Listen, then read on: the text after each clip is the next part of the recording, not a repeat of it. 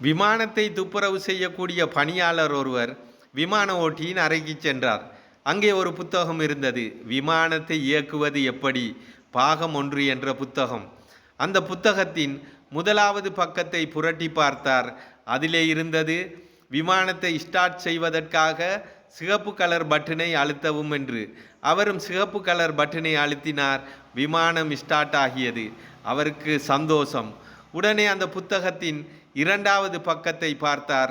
அதிலே இருந்தது, விமானம் ஓடுபாதையிலே ஓடுவதற்காக மஞ்சள் கலர் பட்டனை அழுத்தவும் என்று. அவர் மஞ்சள் கலர் பட்டனை அழுத்தினார். விமானம் ஓடுபாதையிலே ஓடியது. இன்னும் அவருக்கு சந்தோஷம் ஏற்பட்டது. இப்போது அவருக்கு வானிலே பறக்க வேண்டும் என்ற எண்ணம் தோன்றியது.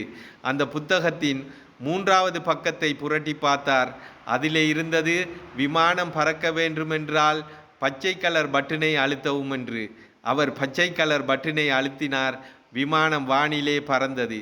இவ்வாறு 20 நிமிடங்கள் வானிலே விமானம் பறந்தது. இப்போது இவர் இந்த விமானத்தை தரையிறக்க வேண்டுமென்று அந்த புத்தகத்தின் 4வது பக்கத்தை பார்த்தார். அவருக்கு தலை சுற்றி மயக்கம் ஏற்பட்டு விட்டது. அந்த புத்தகத்தின் 4வது பக்கத்திலே இருந்தது, விமானத்தை தரையிறக்க வேண்டுமென்றால் இந்த புத்தகத்தின் 2ஆம் பாகத்தை எடுத்து படிக்கவும். இந்த புத்தகம் அருகிலுள்ள புத்தக நிலையத்திலே இருக்கின்றது என்று. ஆம் நண்பர்களே, அரைகுறை கல்வி ஆபத்திலே முடியும்.